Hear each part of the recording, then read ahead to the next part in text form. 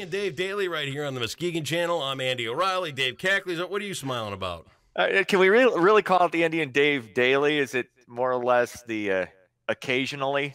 Well, not really. The Andy and Dave occasionally? On average, we're daily. It's been a couple Yes. of weird weeks. I mean, I had electric forest to get through. Then along came the stomach bug. And, dude, I don't think I'm out of the woods yet.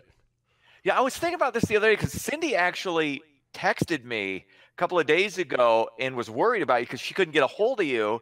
And you had texted me earlier in the morning, said, "Yeah, dude, I'm sick. I can't. I'm not gonna be able to do it today." It was that bad. Uh-huh. All right, here's how it went. So I didn't feel good starting last week. I had like a runny nose and right. Right. Okay, but I can live through that. So it progresses through the week, and by Saturday I start feeling kind of fluish. Mm-hmm. Sunday morning comes along, and she's got plans to have people over to the cottage, and the kids are all coming over and all this other stuff. We wake up Sunday morning. She just kicks me out of the cottage. She's like, "Go home. You're not going to be around all these grandkids. Get out of here." So I come home Sunday. I literally slept all day Sunday. Got up enough time on Monday to send you a text and say, "Look, I can't do this." And then griped on Facebook about how I felt. Go to the doctor. I'm like, they're not going to do anything for me. So I didn't go to the doctor. And yesterday, I still felt awful. Yeah. I've lost about 10 pounds from the flu. Hey, and good I did for go you. to the doctor. Yeah, right. Yeah, that's the way. Yeah, that's the health program right there. Best weight loss regimen ever. Get a stomach bug. Anyway, go to the doctor yesterday. They give me a bag of fluids, and then just as expected, I go to the ER. I tell them my symptoms. They go through this. They go through that. And at the end of the appointment, the guy's like, "Well, the government says I can't give you any antibiotics until after 10 days. What the hell's the government got to do with this? Give me some antibiotics. I need to get better. I got stuff to do. Let's go." See, that's the thing is maybe the antibiotics won't make you better because you're building up a resistance to them because you take a lot of antibiotics. I don't. Man. I really Whenever don't. you get sick, you get on some type of. It's like I don't know. I'm not saying you shouldn't. And it's not every time I get sick. It's and if do you think I wouldn't go after them if they didn't work? But what I'm saying is maybe they're trying to look at it as you take it again, it's not going to be as effective this time. Right. I don't know. I'm not a medical I'm not a medical person. Not at all. I don't have any on TV. advanced degrees. Yeah, well, no, I just have common sense. Yes, of course you do. Horse sense, if you will. No, but I mean, the doctor even told me yesterday that the government says we can't give these out as often, and we can't, narcotics and antibiotics we can't give out like we used to. Gee, thanks. I don't know. I know, and glad to know that the government's in the field of medicine now.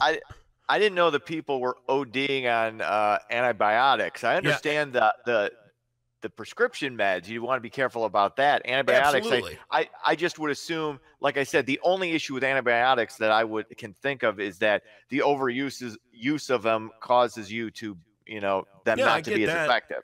I get that, but and then the other thing she says, where they get them is what they told me yesterday is that they get them on the reimbursement.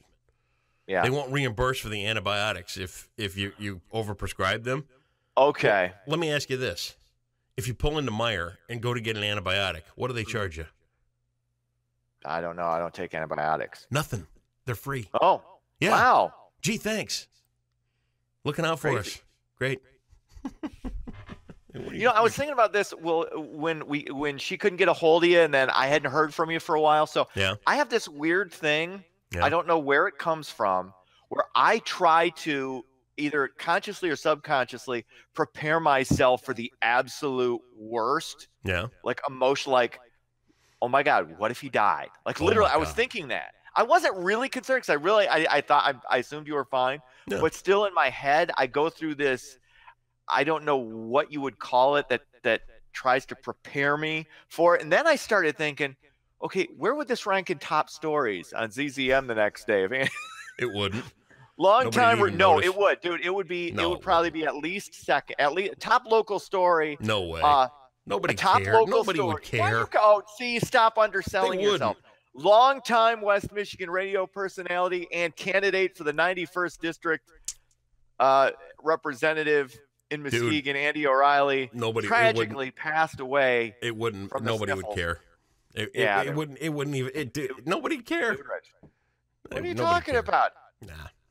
Ed Buchanan just died. Everybody was, upset about that. That was sad. Ed's been at this a while, Well, you were at it for 30 years, and you're a political force on the Lakeshore now. Matt, hey man, do not undersell yourself. Dude, I'm just the guy trying to make a difference. You know what? I was texting you on Saturday, if you remember. Granted, it was about 4 vodka tonics in. Right. But I think I was pretty uplifting. The more I think about this, the better I think your chances. Well, I mean, here's the thing, I got approached. I got asked if I'd be willing to do this, and I said yes, I would. So I'm going to continue it on through. I'm going to continue the humble approach, and I just think I'm one guy. Yeah. That's it. I don't think it would be big news if I somehow ended up dead. Yes, it would be big news to you. You'd be like, oh crap, there goes the gravy train. I get it. Yeah. That's exactly it. All right, let's get into it. Speaking of news, we've blathered on enough. Trump administration is preparing another round of tariffs on $200 billion worth of Chinese goods as the U.S.-China trade war heats up. This comes after the U.S. imposed 25% tariffs on goods from China last Friday, worth $34 billion. The new round of tariffs will include fruits and vegetables. I don't really eat those. Handbags. I carry a wallet. And baseball gloves. Max's will probably last him another 2 years, and I can duct tape my old one. So this new round isn't gonna impact me. So I don't care. There you go. Anyway, what else is going on? Actor Zac Efron is embroiled in a fake social media controversy. The Greatest Showman and High School Musical star posted a photo of himself sporting dreadlocks on Instagram late last week. Many of the allegedly outraged accused the actor of cultural appropriation. So if you're a white guy, you can't have dreadlocks because that's offensive to black people apparently. And like if you're not Irish, you can't get drunk because that's offensive to Irish people because they're the only ones who can get drunk.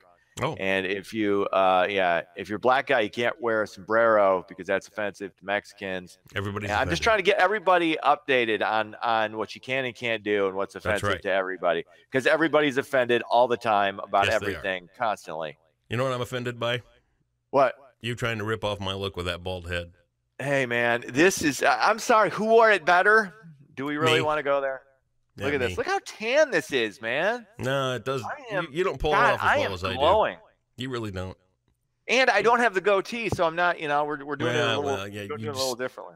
Trust me, I got the bald thing going better than you do. Yeah, I'm just saying. Look at the shape of this dome, man. This is a perfectly shaped melon. It's like an egg. No bumps. It's great. I'm not an egghead. Family business in Muskegon is celebrating a milestone. Lorin Industries, a world leader in the production of aluminum, has hit the 75-year mark. Good for them. Lorin was founded in 1943, currently employs about 100 people in Muskegon. Company's customers include General Motors, Lincoln, the Ford Motor Company, and DuPont, among many others. I'm a big, I'm a product of a family business that's been going strong for 45 years. So the 75-year mark, that's impressive and good for Muskegon and good for all the people that get employed there. I don't, like to just tout anybody for anything, but it's 75-year, a worldwide business that started out as a family business. I think that's fantastic. Is there any word in the story about cake? About cake? No. Nothing there. No, I didn't hear whether or not. I assumed there would be a cake. I thought maybe there would be a day that there was going to be punch and cake, and I could just swing in. You could. You know what? I would assume if you're in your 75th year, it should be like a year-long celebration. So you should have a cake in the office like every day. I would think. Okay. Well, I'll have to swing by. All right. I'm going to go to the front desk and I'm going to say Dave Cackley told me there was cake. I said don't say I said there was cake. Said I should. I think there should be cake. Oh. Every day. Is it marble cake? I don't like marble. Just to make it chocolate. Don't mess around. Buttercream frosting or whipped? Don't overthink it. Just regular frosting. Could be buttercream. Could be whipped. I don't care. Well, yeah, you need down 10 pounds, man. I gotta exactly. You gotta get your weight back up to That's right. whatever. All right, Tigers take on the Rays. First pitch set for 12:10, and I think the World Cup's still going on, but I don't know. That's sports. Have a great day. We'll talk to you back here tomorrow. All right, see ya.